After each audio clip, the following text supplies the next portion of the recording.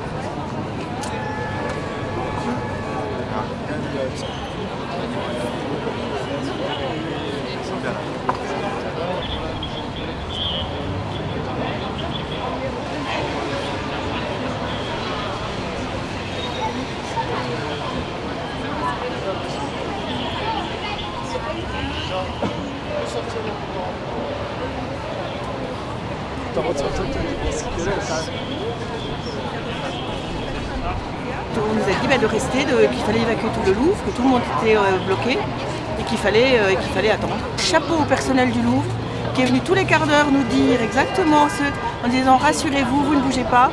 Comme il n'y a plus de lumière, il faut pouvoir aller aux toilettes avec une torche ou avec des portables. Tout le monde s'est entraîné parce que les portables étaient coupés.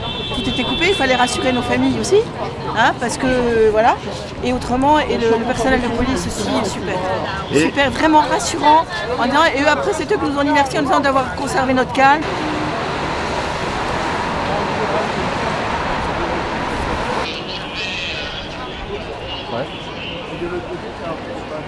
On est resté dans la réserve pendant 2-3 heures.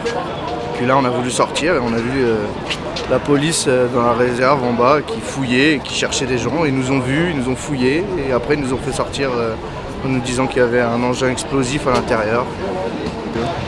On était dans les sous-sols. Bah, c'est le Louvre, ils nous ont dit confinement. On est resté dans la réserve du Louvre, confinés. On a entendu la radio comme quoi il y avait un gars qui avait mis un coup de couteau, un militaire. On ne savait pas qu'il y avait une bombe, soi-disant bombe à l'intérieur.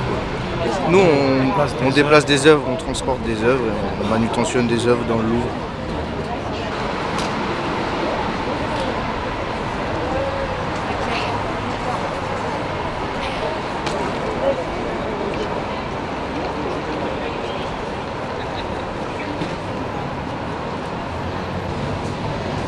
Non, poteau!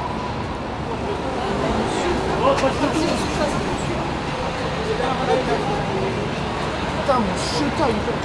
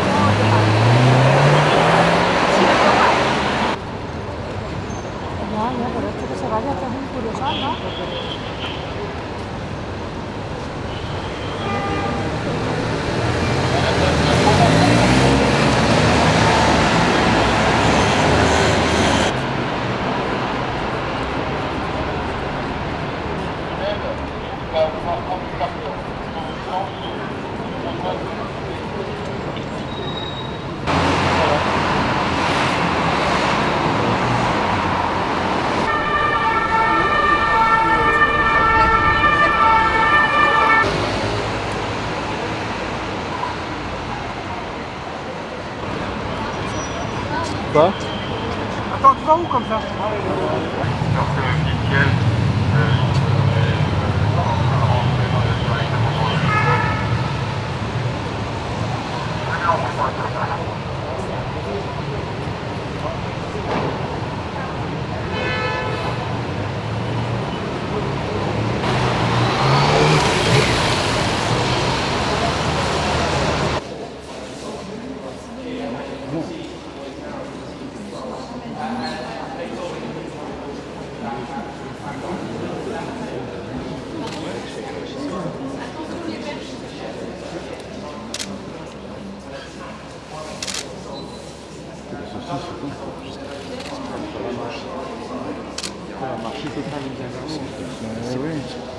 avec un monsieur.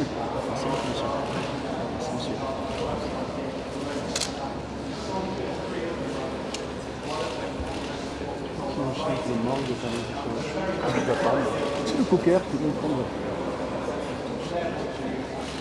C'est bon les chiens qui regardent.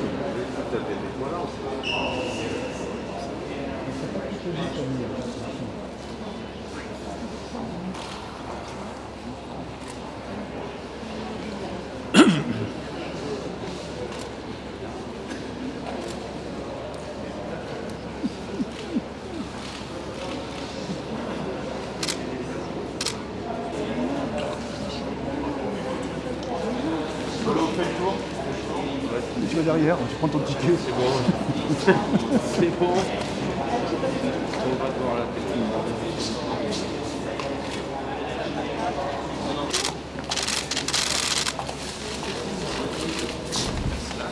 Et avec le ministre de l'Intérieur Bruno Le Roux, nous sommes rendus il y a quelques minutes rencontrer le caporal, chef de la patrouille du 1er régiment de chasseurs parachutistes de Pamiers, qui a été agressé dans ces lieux. Nous avons porté des soutiens. Je peux vous dire qu'il va bien, puisqu'il va rejoindre ce soir son unité. Nous avons constaté aussi que son moral est tout à fait déterminé. Je dois dire aussi que cette opération a montré de la part de l'unité qui est intervenue à la fois le sang-froid, le courage et le professionnalisme. Il y a eu une agression qui a été gérée par un emploi gradué de la force, puisque l'agresseur a d'abord essayé, le caporal a d'abord essayé de maîtriser l'agresseur, ça n'a pas été possible, et lorsque l'agresseur est revenu en le blessant, il était indispensable d'ouvrir le feu. Tout cela montre la bonne articulation entre la force sentinelle et les forces de sécurité intérieure. Cela montre aussi l'importance professionnalisme, du sang-froid qu'a la force sentinelle. On l'avait déjà vu à Nice et à Valence dans des événements antérieurs. Et cela montre aussi la nécessité de sentinelle dans une période de menace permanente à un haut niveau d'intensité. Voilà ce que je peux dire à cet instant pour la force sentinelle. Je voudrais, comme vient de le faire le ministre de la Défense, me féliciter de la réaction exemplaire des forces de sécurité. D'abord des militaires de l'opération Sentinelle qui, comme vient de le dire le ministre, ont su réagir de la façon la plus forte pour mettre fin au danger que représentait cet individu terroriste armé qui a essayé de leur porter des coups et qui a essayé d'en tuer le plus possible très certainement et qui aurait pu continuer. Donc je veux me féliciter de la réaction qui a été la leur, comme ils nous l'ont dit lorsque nous avons discuté, exactement comme on leur avait demandé de faire. Mais je voudrais aussi me féliciter de la réaction qui a été celle de toutes les forces de sécurité qui ont convergé là encore dans un temps très rapide pour mettre à l'abri tous ceux, 1200 personnes qui étaient dans le site et pour faire en sorte qu'elles soient totalement protégées, confinées, afin que nous puissions procéder à toutes les vérifications. Je veux dire ici qu'avec Jean-Yves Le Drian, nous sommes venus il y a maintenant quelques semaines sur le parvis du Louvre pour voir le fonctionnement de nos dispositifs de sécurité. Un exercice a été mis en œuvre, Athéna, pour regarder en cas d'attaque comment nos forces de sécurité réagissaient.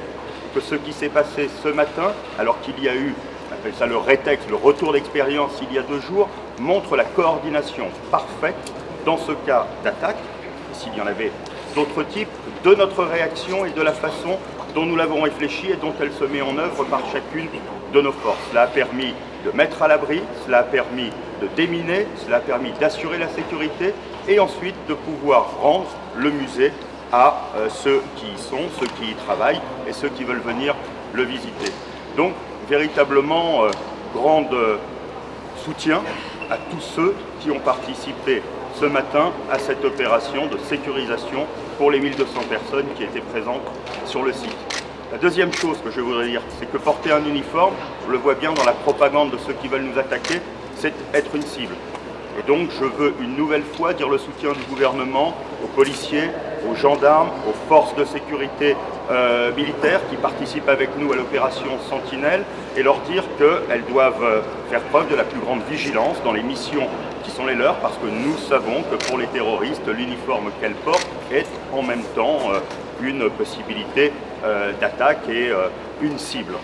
J'ai rappelé d'ailleurs au préfet dans un télégramme en début d'après-midi la plus grande vigilance qui devait être transmise à chacune de nos forces de sécurité.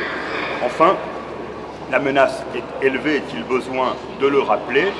Là encore, en début d'après-midi, j'ai rappelé à chacun des préfets qu'ils devaient voir avec tous les organisateurs de manifestations pour adapter de façon évolutive à chaque moment nos dispositifs à la menace, pour faire en sorte que tous les organisateurs d'événements soient pleinement mobilisés autour de cette menace dans les contrôles qui permettent d'accéder, afin que notre dispositif soit toujours le plus efficace, le plus performant, comme il l'a une nouvelle fois prouvé ce matin. Je voudrais moi aussi à mon tour saluer les forces de sécurité, les militaires qui ont été absolument exemplaires, les remercier pour leur professionnalisme, un professionnalisme que j'ai eu l'occasion de constater aussi tout l'été pour la sécurisation de nos grands événements culturels, de nos festivals.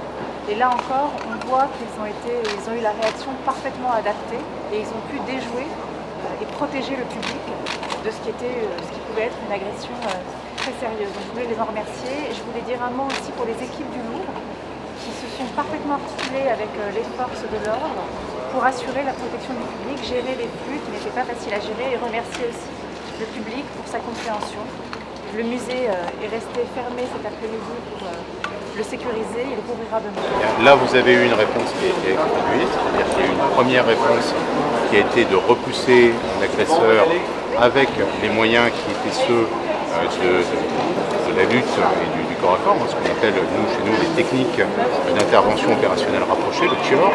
Et ensuite, comme le fait de repousser l'agresseur n'a pas suffi, l'un des militaires a engagé le feu.